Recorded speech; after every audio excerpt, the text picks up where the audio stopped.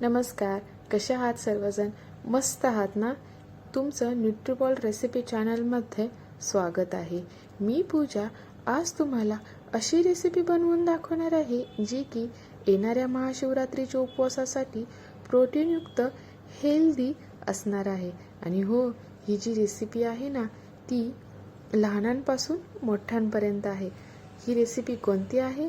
तर आज आपण बघणार आहोत मखाण्यांपासून हेल्दी, प्रोटीनयुक्त, ताकदयुक्त असे लाडू. आणि हो, हे जे लाडू आहेत ना आपण यामध्ये ना साखरेचा वापर करणार आहोत ना गुळाचा वापर करणार आहोत. तरीही हे लाडू खायला अगदी स्वादिष्ट होणार आहेत. चला तर मग बघूया आपण हे लाडू कसे बनवतोय. चला रेसिपीला स्टार्ट करूया. साहित्य बघूया आपण काय काय घेतोय. 2 कप मखाना घेतलेले आहेत, 4 टीस्पून साजूक तूप घेतलेलं आहे, 12 ते 13 बदाम घेतलेले आहेत, 12 ते 13 काजू घेतलेले आहेत, 10 ते 12 पिस्ते घेतलेले आहेत, हाफ कप खजूर घेतलेला आहे, 15 ते 16 याच्यामध्ये खजूर येतात, आणि हाफ कप शेंगदाणा.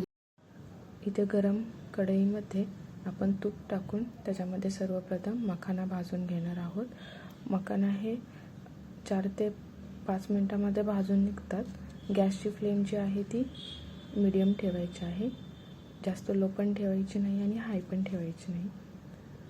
तुम्ही बघू शकता मी मीडियम फ्लेमवरती मखाना आपले कलर यायला लागलेला आहे. क्रिस्पीनेस पण मस्त आलेला आहे.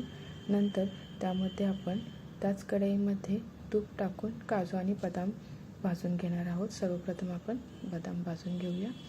बदाम 1 ते 2 मिनटं भाजून झाले की लगेचच आपण काजू त्याच्यामध्ये ॲड करणार आहोत. बघू शकता काजू पण आपण ॲड करून घेतलेले आहेत. हे दोन्ही 1 ते 2 मिनटंच भाजायचे आहेत. ह्यांना लगेच कलर येतो. तुम्ही बघू शकता मस्त असे काजू बदाम भाजलेले आहेत. आता यामध्ये आपण नंतर पिस्ते भाजून घेणार आहोत. पिस्ते जास्त नाही, 1 ते 2 मिनटंच भाजून घ्यायचं आहे. हे आपण आता थंड करायला ठेवूया. आता त्याच कढईमध्ये आपण शेंगदाणे भाजून घेणार आहोत. तुमच्याकडे जर ऑलरेडी शेंगदाणे असतील भाजलेली तर त्याची टर्फल काढून तुम्ही ते यूज करू शकता. मी इथे शेंगदाणे छान मस्त असे बघू शकता भाजून घेतलेले आहेत. आपण आता हे थंड करायला ठेवूया आणि त्याच कढईमध्ये आपण उरलेलं सर्व तूप आहे ते यूज करणार आहोत. आणि हे जे तूप आहे ते यूज करून आपण त्याच्यामध्ये खजूर टाकणार आहोत. खजूर 2 ते 3 मिनटंच आपल्याला भाजून घ्यायचं आहे. जास्त वेळ भाजू नका. ॲक्च्युली त्याचा कलर आपल्याला कळत नाही की तो भाजला जातो आहे की नाही. 1 ते 2 मिनटं ह्याला मऊ पण आला की आपण ह्या थंड करायला ठेवायचा आहे. खजूर पूर्णपणे थंड करून घ्यायचा आहे. ते बघू शकता खजूरला मऊपणा मस्त असा आलेला आहे. मस्त खजूर मऊ झालेला आहे. आता आपण हा बाजूला थंड करायला ठेवूयात. हे सर्व जे मिश्रण आहे थंड झालेलं ते आपण आता एका मिक्सरच्या भांड्यामध्ये बारीक करण्यासाठी घेऊया. सर्वप्रथम आपण घेणार आहोत शेंगदाणे थोडे बारीक करून झाले की त्याच भांड्यामध्ये आपण काजू आणि बदामचं पण थोडं भरड काढून घेऊन त्याचमध्ये आपण मखाण्याची भरड काढून घेणार आहोत. म्हणजे भरडीसारखं तुम्हाला ठेवायचं असेल तसं ठेवू शकता. मी पूर्णतः बारीक केलेलं आहे. नंतर आपण खजूरची पेस्ट करून घेणार आहोत.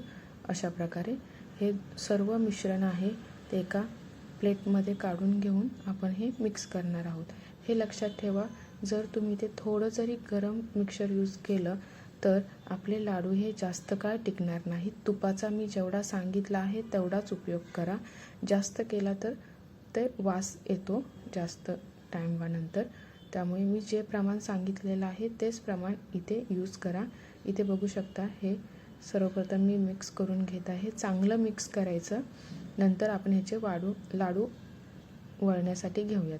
जर तुम्हाला असं वाटलं की आता लाडू आपले सुटतात, वळलं जात नाही, तर तुम्ही अजून एक चमचा तूप गरम करून ह्याच्यामध्ये ॲड करू शकता. पण मला लागलेलं नाही, लागणार तर नाहीच आहे. जर प्रमाण इकडे तिकडे तुमचं झालं तर बघू शकता लाडू मस्त असे वळले जातात. असे आपण 10 ते 12 ह्याचे लाडू वळून निघतात. तुम्हाला कशी वाटली रेसिपी मला नक्की कमेंट करून सांगा. ही जी रेसिपी आहे ही फक्त उपवासासाठीच आहे अशी नाही. तुम्ही डेली लहान मुलांना एक लाडू देऊ शकता. आणि कोणत्या वयोगटातील लोकांनी किती ह्या लाडूचं सेवन करायचं हे मी डिस्क्रिप्शनमध्ये देत आहे. तुम्ही जरूर पहा ते. कशी वाटली रेसिपी तुम्हाला? जर रेसिपी आवडली असेल तर लाईक करा, शेअर करा, सबस्क्राईब करा. आणि आता आपण भेटूया पुढच्या रेसिपीमध्ये. थँक्यू. धन्यवाद.